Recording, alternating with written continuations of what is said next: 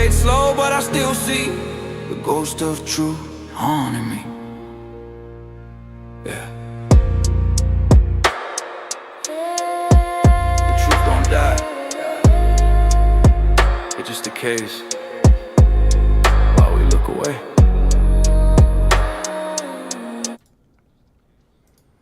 Welcome, guys, to another episode of Breaking the System.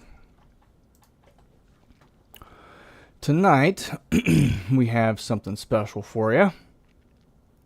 Imagine a revolution that promises perfect equality. The old tyrants are thrown out, new rules are written in stone, or in this case, painted on a barn wall. And at first, everything feels hopeful. The work is shared, and the future looks bright. Sounds really nice, doesn't it?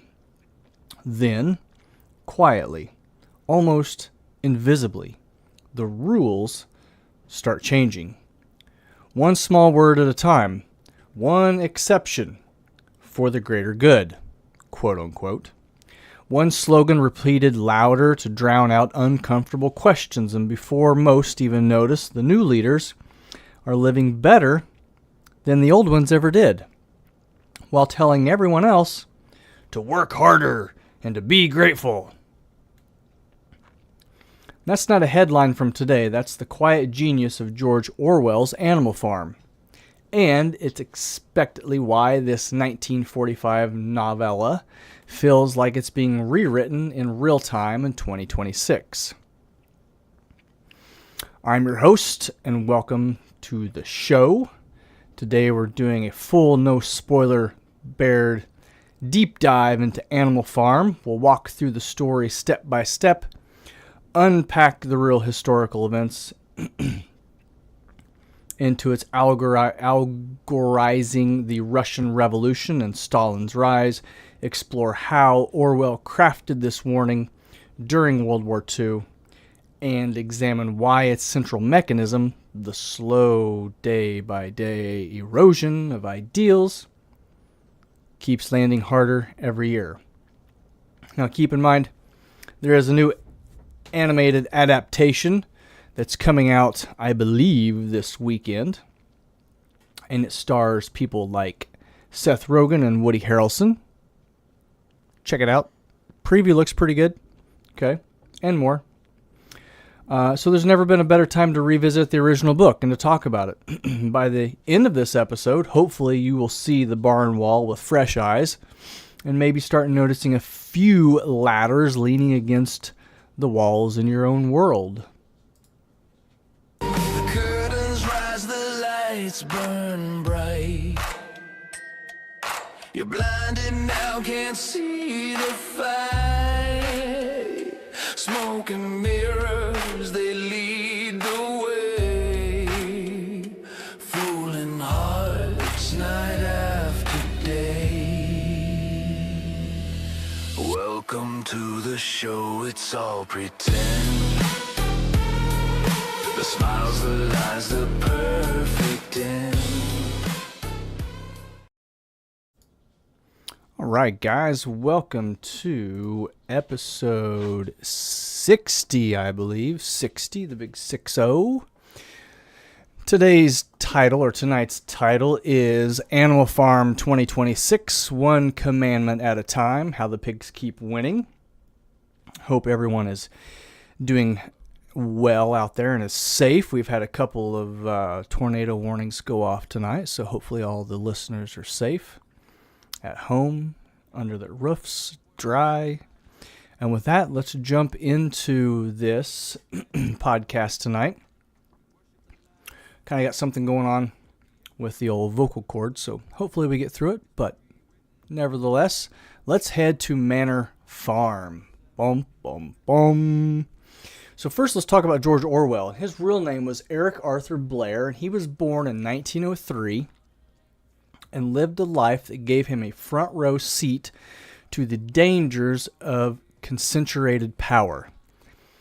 He fought in the Spanish Civil War on the Republican side, witnessed how communist factions turned on each other, and grew deeply skeptical of how revolutions could devour their own promises.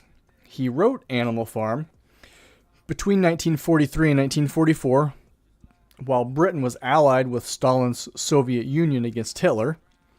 Several publishers turned it down because criticizing Stalin at that that moment in time was very awkward, okay?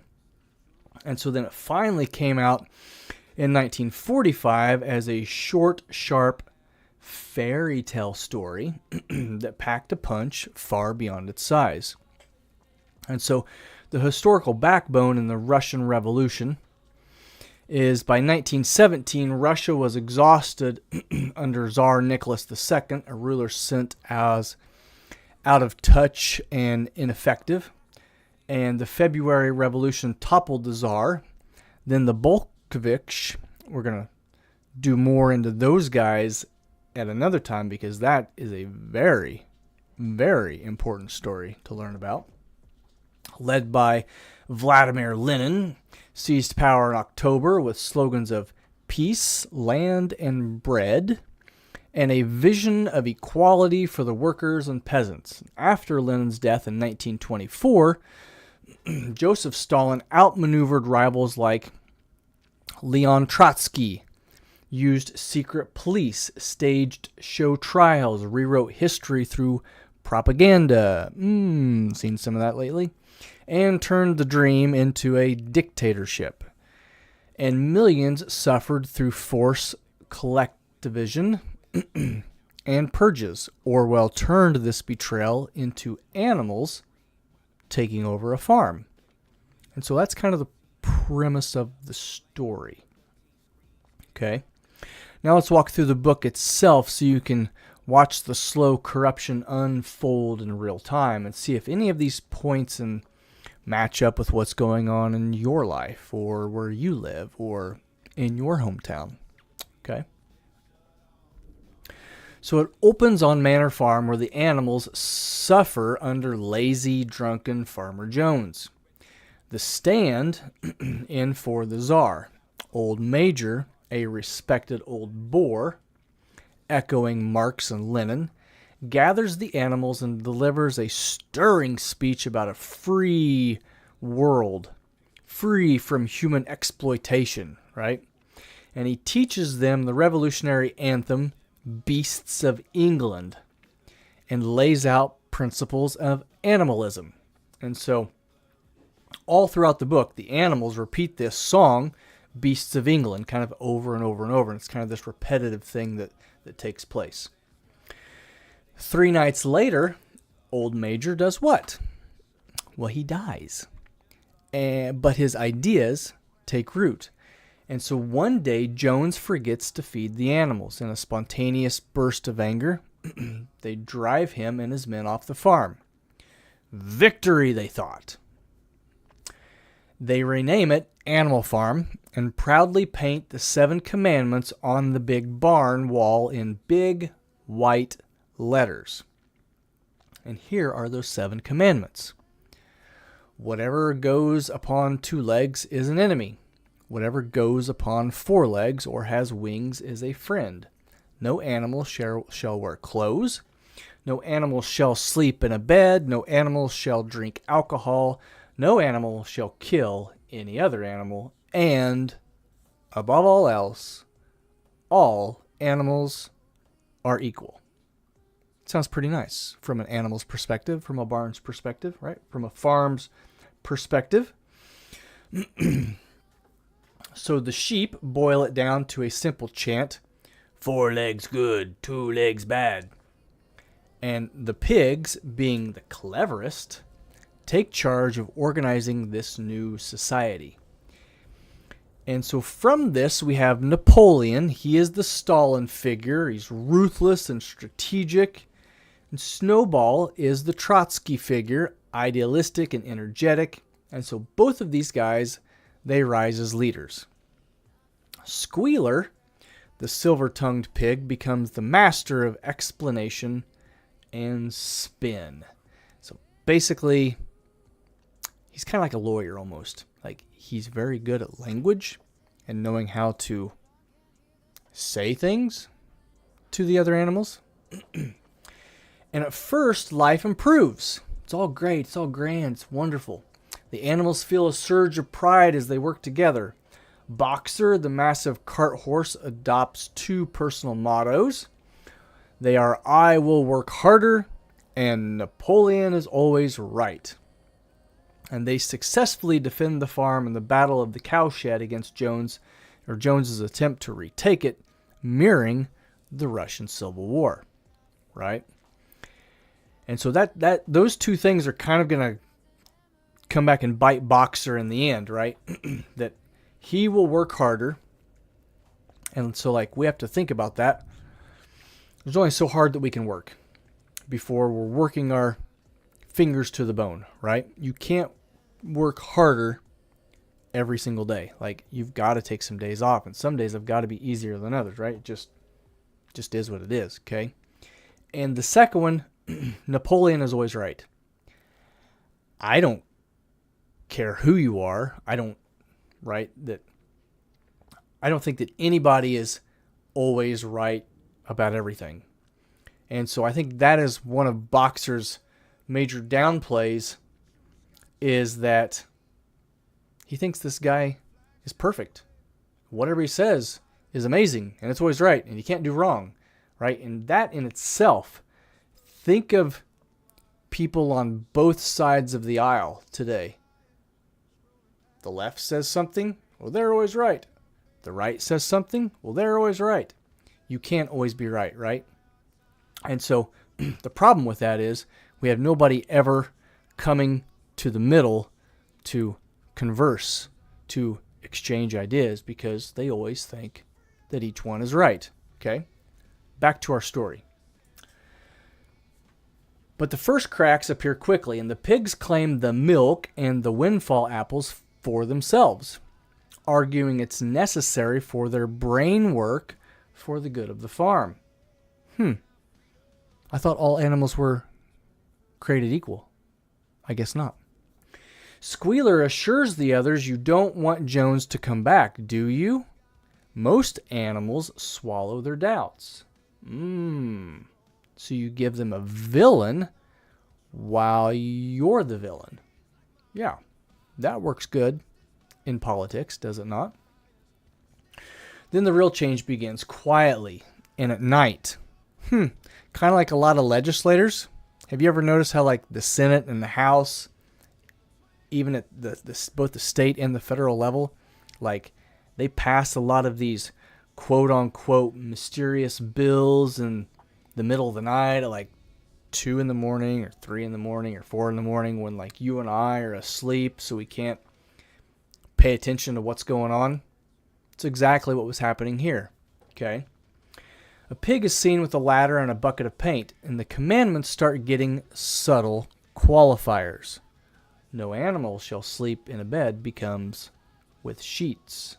No animal shall drink alcohol becomes to excess. No animal shall kill any other animal becomes without cause. Each adjustment comes with a smooth explanation from Squealer, and the sheep chant the old slogans even louder to drown out questions. Once again, really think about this story and how it connects into today's reality. Okay? And if you don't see any connections thus far, we have issues. Okay? On we go. Snowball champions building a windmill to bring electricity and reduce labor. Napoleon opposes it, secretly trains a pack of fierce dogs, which becomes his enforcers, and one day chases Snowball away for good. And from that point on, Napoleon rules alone. And the meetings stop. And all decisions come from the pigs. And so the windmill project becomes a grueling symbol of progress and hardship, built, destroyed by a storm or sabotaged, then rebuilt. The animals work longer hours with less food, and when Boxer collapses from exhaustion, he's carted off to the glue factory, sold for whiskey for the pigs, while Squealer spins a comforting lie about a veterinary hospital. Once again, make those connections. Okay? Eventually, the pigs move into the farmhouse, walk on two legs, wear human clothes, drink whiskey, carry whips, and trade with neighboring farmers. And the 7 commandments, poof, they disappear. Gone completely.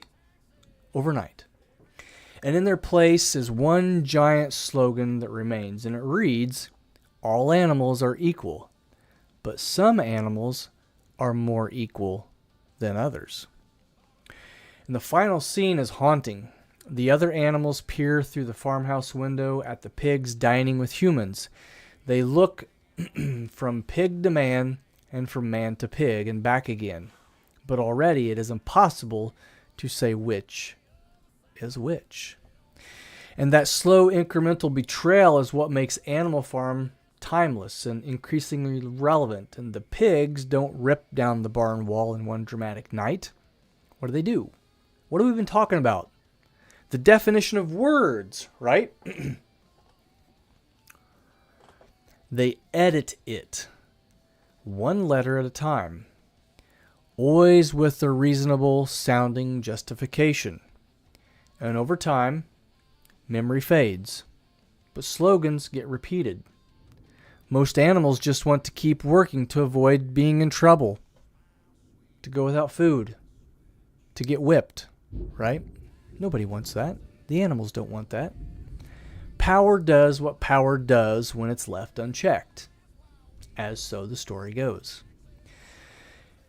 And in 2026, this year, right, with the Andy Serkins animated version arriving in theaters, like we said, this weekend, supposedly May 1st, described as a cautionary tale and featuring the star-studded voice cast that we mentioned earlier. The story is getting fresh attention, as I think it should. Trailers tease the satire of how movements for equality can be systematically corrupted, but the book itself remains the sharpest tool because it forces you to watch the mechanics up close, like the propaganda, the rewritten history, the quiet exemptions from the inner circle, Epstein, right? Among other things. And the exhaustion of the rank and file. This isn't about one specific time or place. It's about a reoccurring human pattern. Whenever any group claims to speak for the people, while insinuating itself from the standards it imposes on everyone else. And so the quote, the some animals are more equal line lands whenever exceptions quietly become the norm for those at the top. And we see that, right? Like just the other day, Tiger Woods was DUI. What's he going to get? Going to get a slap on the hand, right? He's not going to do anything. But if you or I, like, we're going to do possibly some jail time. We might have a bunch of bills to pay, like it's like, what is it, $5,000 or $10,000, $15,000, something like that for a DUI, you know. And this isn't his first time. He's a repeat offender. He should lose his license. But because he's in the inner circle, right? He's one of those that's at the top. Literally nothing's going to happen to him. Just like all the people that's on the Epstein list. Just like all the people that were forcing all of us to get shots and then for COVID, and then you get sick because you got the shot, or you get this other disease because you were forced to get the shot. Where are those court dates? I haven't seen them, and we never will, right? Orwell wasn't a prophet of inevitable doom, right? He's not like this doomsdayer. He was just showing how good intentions combined with concentrated power and a majority willing to look the other way, which we do and we have been, right, can quietly produce things like new bosses who look suspiciously like the old ones, the ones they replaced, right? President or governor, right? two wings of the same bird. They demonize one side so the other side takes control. And then it flip-flops back and forth and back and forth and back and forth, right? And so eventually the new boss looks just like the old boss, right? And round we go. And here we are, and nobody knows, okay? Stay caught up. And so we're getting to our conclusion here. We're getting to our critical thinking question that we always leave you guys with every night. Before we jump into that, I would encourage you to pick up a copy of the book. As old of a copy as possible. Remember, every time that it is republished, words get rewritten. It gets changed. History is like that. Books are like that. So get one as old as you possibly can. It's not a real long book. Most of us can read it in a night or two, or within a week, depending on how slow you are, right? And that's fine. Nothing bad about that. I encourage you to take your time. Maybe reread it a couple times. That way you make sure that you're picking up on the ideas of what is going on, of what is being portrayed in the political system, right? So here's the question worth carrying with you tonight. Where in your own life or in the world around you do you see the barn wall getting quietly repainted? With small adjustments, reframings, or temporary exceptions, have you noticed lately? And how do you keep the original words visible in plain sight? That's a good one. That's a good one, right? I think that kind of goes back to the whole idea of the definition of words. What is a woman?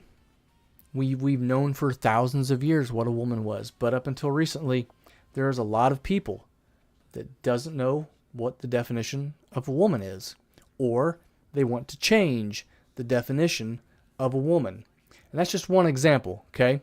I'm not trying to pick on sides or anything, right? I'm trying to stay as down the middle as possible, but we have to be careful when we are changing definitions of words because it changes the whole language. And the language that was wrote years ago now means something completely different tomorrow because those definitions don't apply, because they've made it more politically correct, or they've made it more whatever, okay? And so we have to think about those things. We have to think about the definitions that we're giving words, and why we're changing those definitions into something else, okay? Because if a tree has been a tree for 1,000 years, why would we call it something else? Why would we give it any other definition than what a tree is? Okay? So that's our question for the night. So Animal Farm is short. Like we said, you could probably read it in a night.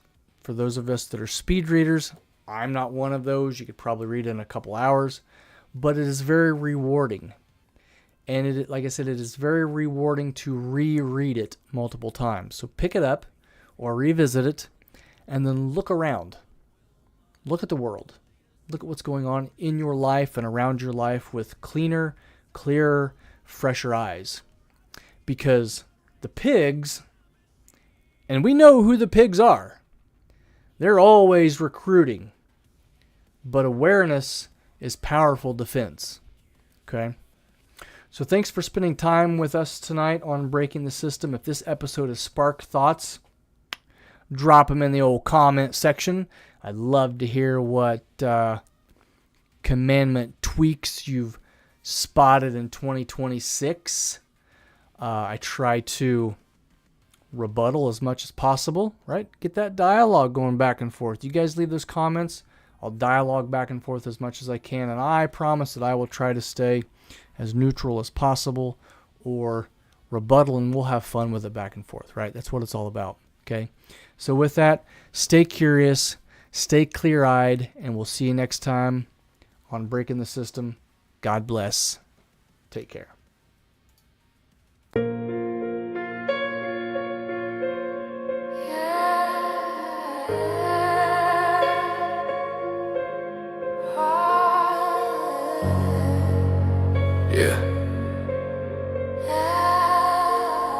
don't rot overnight, you know. It fades. Slow. Silent. Sweet. Like